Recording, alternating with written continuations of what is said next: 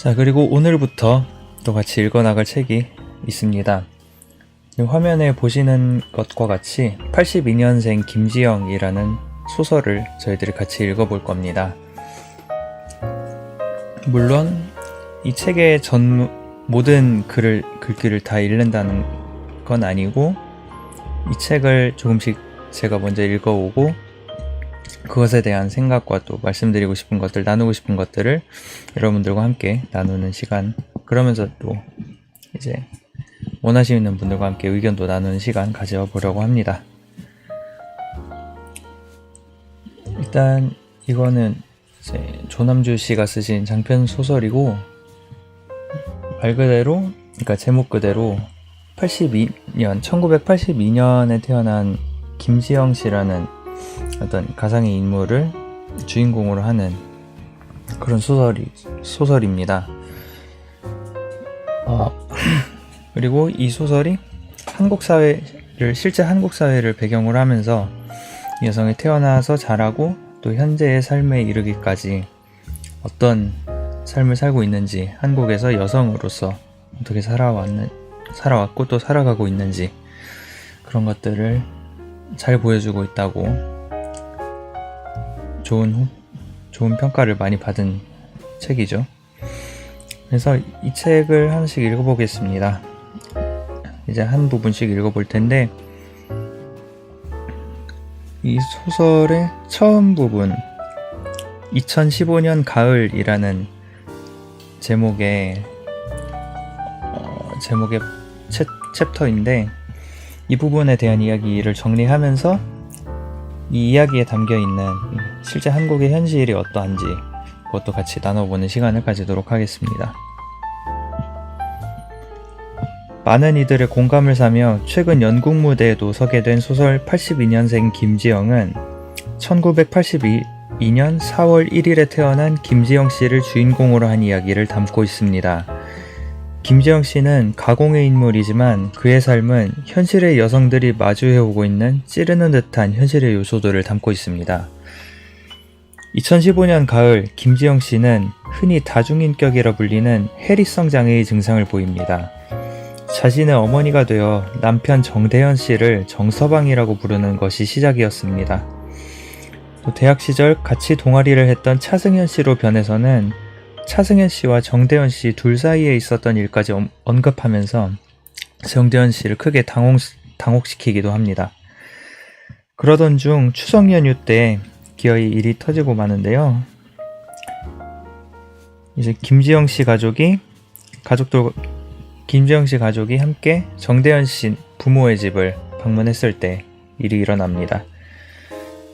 모두가 보는 앞에서 김지영 씨는 그의 어머니의 언어로, 그러니까 정대현 씨 입장에선 장모가 되겠죠?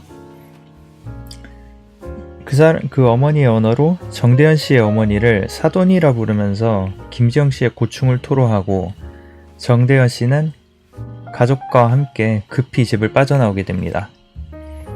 이후 정대현 씨는 정신과에 찾아가서 상담을 하고, 김지영 씨는 이 정신과 상담을 시작을 하게 됩니다. 이것이 2015년 가을에 있었던 김지영 씨의 이야기입니다. 그러면 이 이야기에 있는 현실은 무엇일까요? 현실의 요소, 현실의 배경들, 실제 우리가 살고 있는 한국의 이야기들은 어떤 것들이 있을까요? 김지영 씨의 동아리 선배이자 정대현 씨의 동기인 차승현 씨는 2014년 둘째 아이 출산 중에 양수색전증으로 죽었습니다. 이런 일이 얼마나 있을까요? 이런 것들을 짚어보기 위해서 제가 나름대로 자료를 정리를 해왔습니다. 통계 자료를 가져왔는데, 한눈에 알아보기 쉽기 위해서 그냥 중요하다고 생각되는 정보들만 간략하게 담아놨습니다.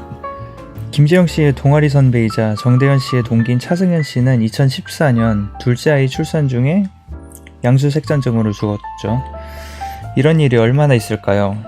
2014년 한국에서는 48명의 여성이 임신, 출산 및 산후기에 사망했습니다. 이 중 46명의 죽음이 임신 및 출산과 관련이 되어 있었습니다. 이 46명이라는 숫자를 비율로 바꿔서 보자면 출생아 10만 명당 11명의 산모가 목숨을 잃은 것과 같습니다.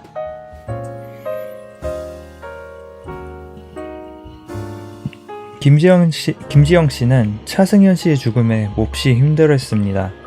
딸 지원이를 낳고 산후 우울증을 겪고 있던 중이라서 정신적 충격이 더욱 큰 탓이었죠. 2016년 조사에서 한국 기혼 여성의 주요 우울장애 1년 유병률은 1.3%였는데 통계 자료가 있는 가장 가까운 해인 2015년 기혼 여성 가운데 산후 우울증 진단 및 상담의 경험이 있는 여성의 비율은 2.6%로 나타났습니다. 기혼 여성이 일반적으로 우울증을 겪을 확률은 1.3%인데 산후 우울증 진단을 받거나 이와 관련된 상담을 하는 비율은 그 2배인 2.6%인 것이죠. 한국 여성의 생애 중위 중 출산 후의 기간이 우울증에 취약해지는 때라고 볼 수 있는 겁니다.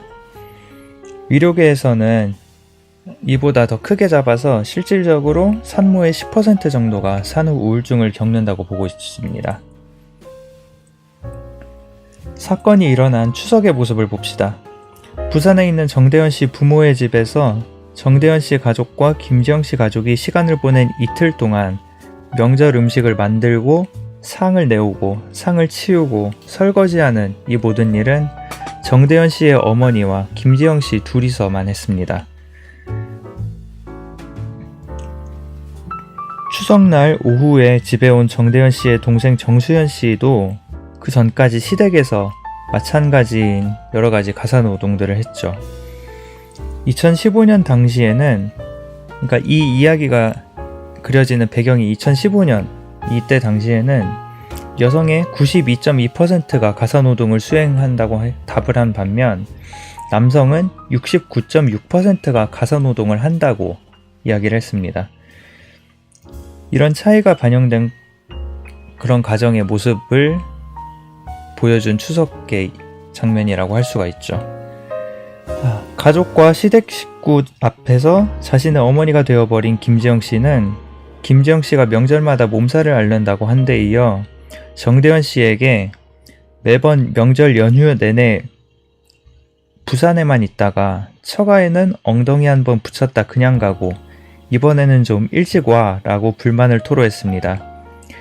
이 역시 여전히 어렵지 않게 볼 수 있는 풍경이라고 할 수 있습니다.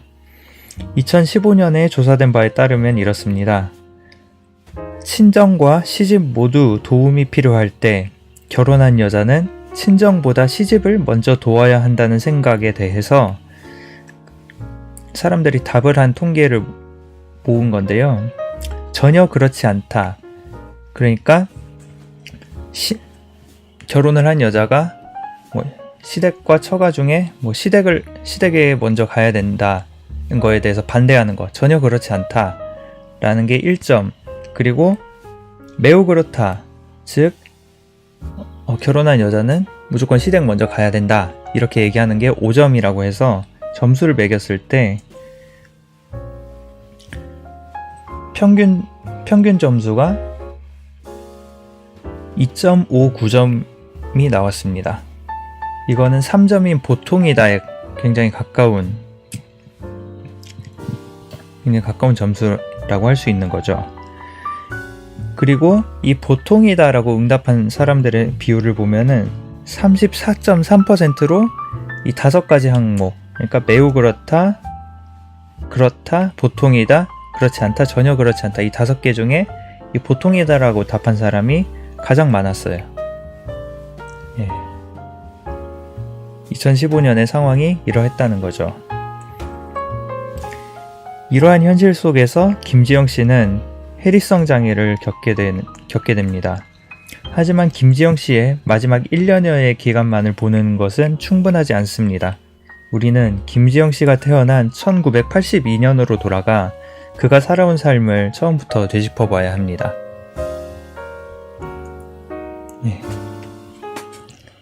이렇게 김지영 씨의 2015년 가을 이야기를 함께 살펴봤습니다.